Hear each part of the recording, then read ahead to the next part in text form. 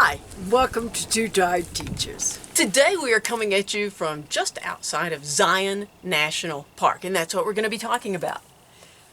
There are several things you need to know before we start talking about the park itself. And the first is navigation. If you're coming here, you need to know, there's some important things you need to know, especially if you're pulling a trailer, about getting around in and through Zion. Particularly on the east side. And we are going to have a bunch of video about the east side because it's a huge section of the park, and a lot of people just focus on the Scenic Drive. And those are the three parts we're going to talk about. And the first thing we want to tell you about navigation is, when I was looking at the Utah map, it appeared to me that Highway 9, we were coming from Bryce, thought I would just come down, hit Highway 9, go through the park, like we were doing at Capitol Reef, just drive right through and get to the west side and do dispersed camping over there.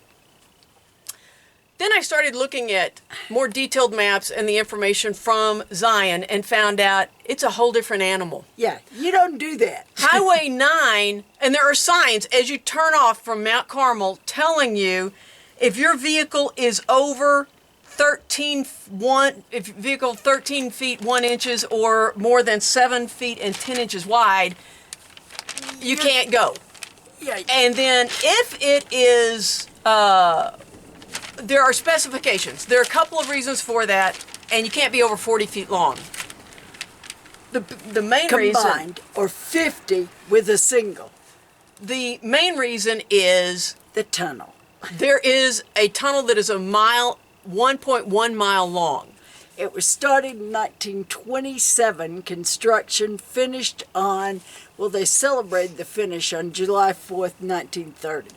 And so it's an awesome tunnel. We've gone through it multiple times. But if you are towing something, And you don't, if you're not under 11.4 or you're wider than 710, they have to shut down the tunnel to two-way traffic and let you take it dead center. and as of the making of this video, the fee for that is $15 to be able to tow your RV through and back.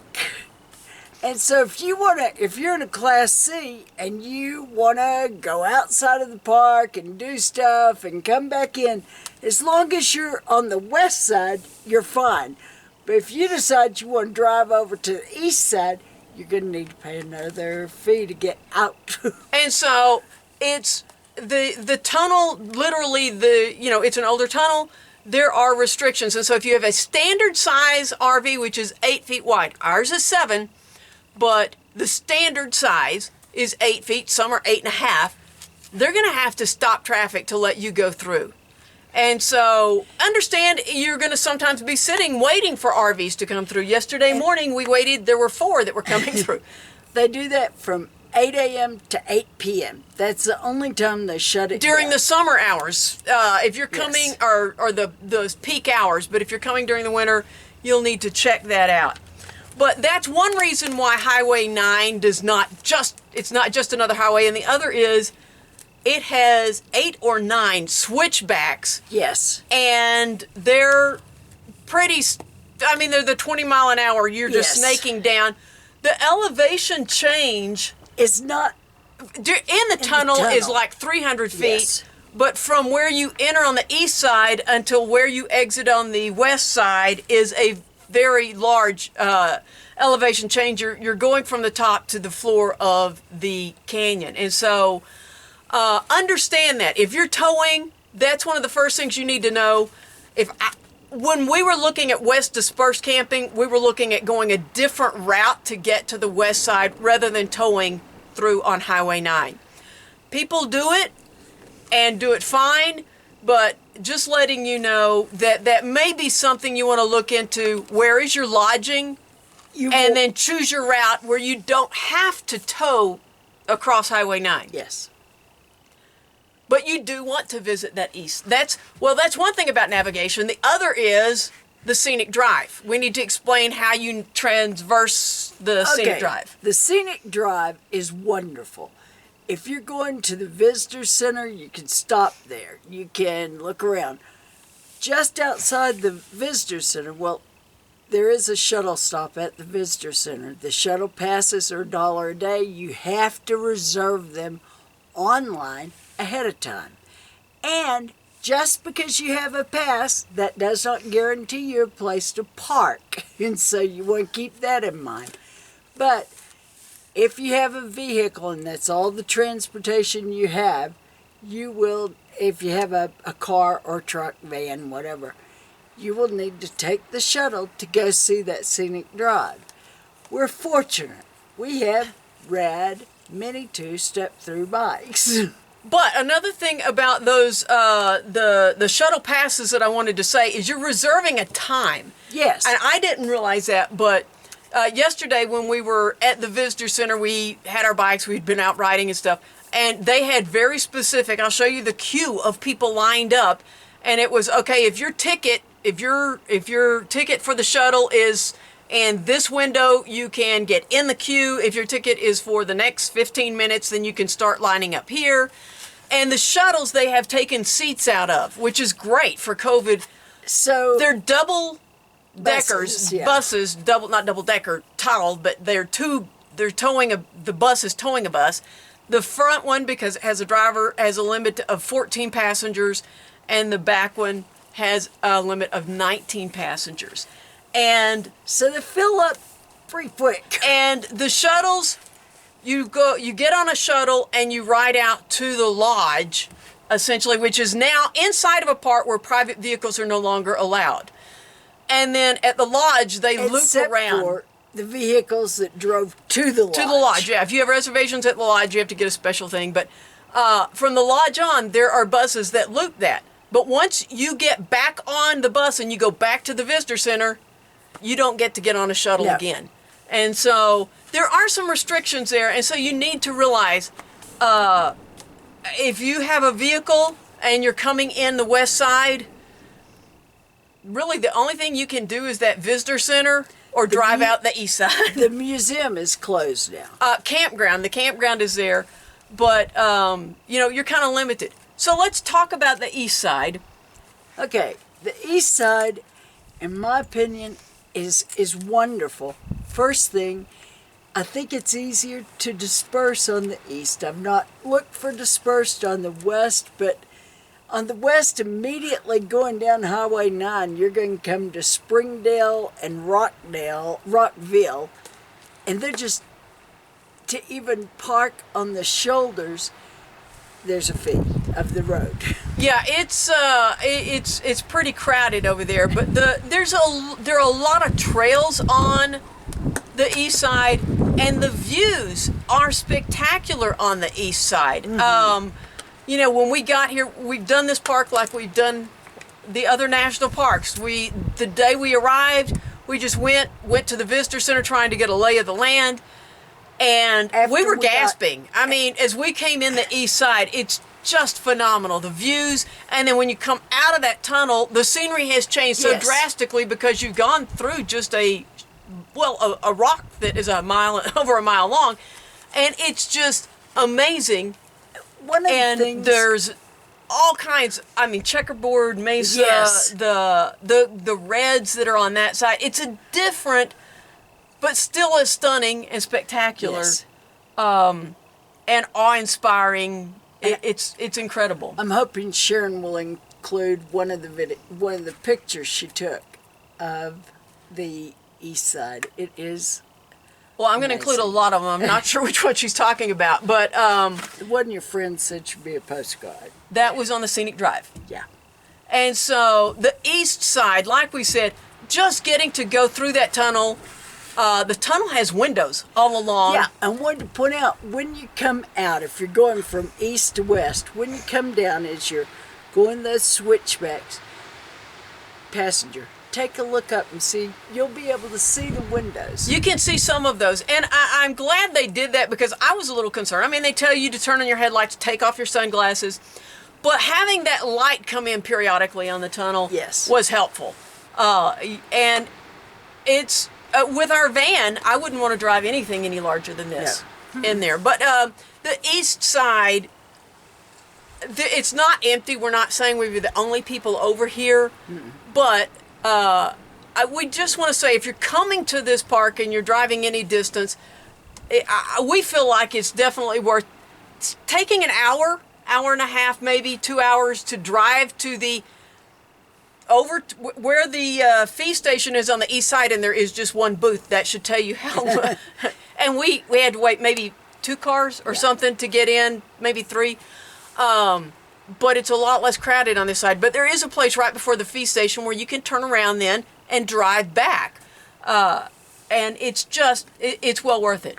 I would highly recommend you stop and put your RV or your tent, stake out a place, and then drive wherever you want. Drive. That's what we did. I'd already decided if we didn't like the dispersed camping we're doing on the east side, and I'll mention this here, where we're camping right now is over 1,500 feet higher than the dispersed camping on the west side. And that means warm. about 10 to 15 degrees Yes. cooler. And so it's much more comfortable over here. Yes. But anyway, I'd already decided if we didn't like this, we were going to have to make a big loop because I really didn't want to tow through the tunnel.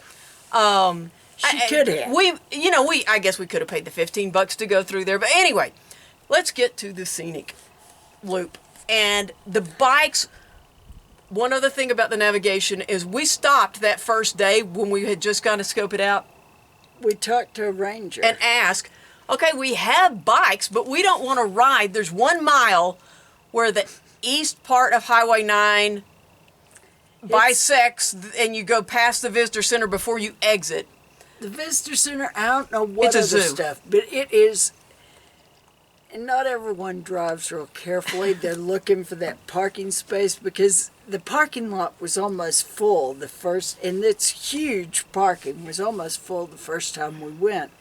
And so they're not paying any attention to bikes or pedestrians. And so between the parking lot and that section of Highway 9, we asked the ranger, we have bikes, but where do we park to get on the Scenic Drive? And there is a 1 mile path that you can ride your bikes to get to the Scenic Drive. And we will mention, there are places all over here that are renting bikes and e-bikes. Yes. And we saw a lot of people Rads out with riding baskets. and yeah, that is one place had the rads and they had baskets on them for people to put their stuff. So that was really nice. But bring a backpack if you don't have your own bike, and that way you can carry a little bit more stuff with you. But we took our bikes. Yesterday morning we got to the park. We got to the parking lot right at 8:30. Yeah. And the lighting on that Scenic Drive, I gotta tell you, now it was chilly. I carried a backpack so I could take off layers and put them in it to bring I back was with sure us. it was going to warm up quickly, so I wore shorts and t-shirt. It did warm up. Eventually. Yeah, but it was just breathtaking. I mean, literally brought tears to my eyes. Yes. The pictures cannot show the massiveness of these structures. Or the beauty of them. It's just mind-blowing. And to be there, and I really think being out on Yes. a bike, because that way you don't have that car or whatever. It's still, You're in a just vehicle, there. you experience that. But out there on that bike, and it's just you and these massive, and I gotta be honest with you, seeing the faults on those, seeing big boulders at the side and then seeing the faults where those others are about ready to fall, it puts you and how huge you may think you are into perspective. It was just mind-blowing. I do need to point out something about biking on the Scenic Drive. Yes. If you're on a bike, you have to pull over and stop for the shuttles. They have right of way, and that only makes sense.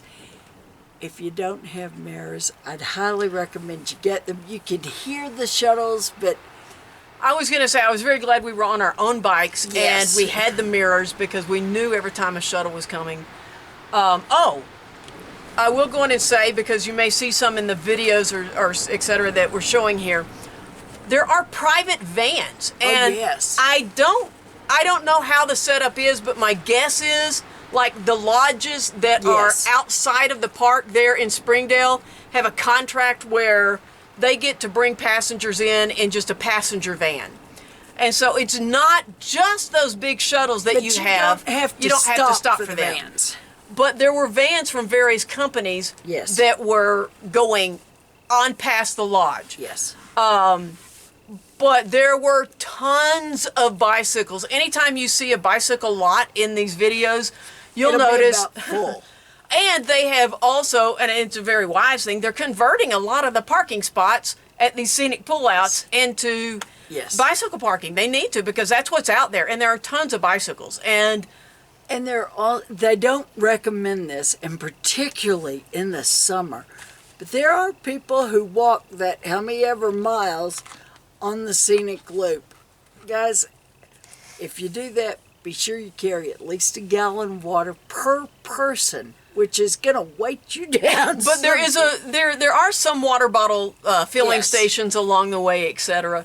But we rode all the way to the end and turned around. You took a short and I hike. took a hike down there, and that's where I took that Yeah. picture. And I mean, we took lots of pictures, and I told somebody, I said, I think it's kind of hard to take a bad picture in Yes. Zion, but this is the place where you just want to walk looking up. Yeah. Because everything is so massive. like and Devil's Tower, and I think it's so big. And there is a part where I zoomed in on a That's it. person just to show you. I mean, it's not great video, but just to give you a glimpse of this is how big the person is, this is how massive these structures are, because until you're standing there next to them, this is one of those places. You know, you just have to be there. And the scenic drive was amazing, and what we are planning to do today, yes, is go back out and take an evening ride. yeah, we're planning on being in the parking lot ready to unload the bikes around 5, Yeah. 4:30 or 5, so that the light's going to be on the other side. Yes. And we may not get all the way to the end today, but that's okay. Or we may. We don't know.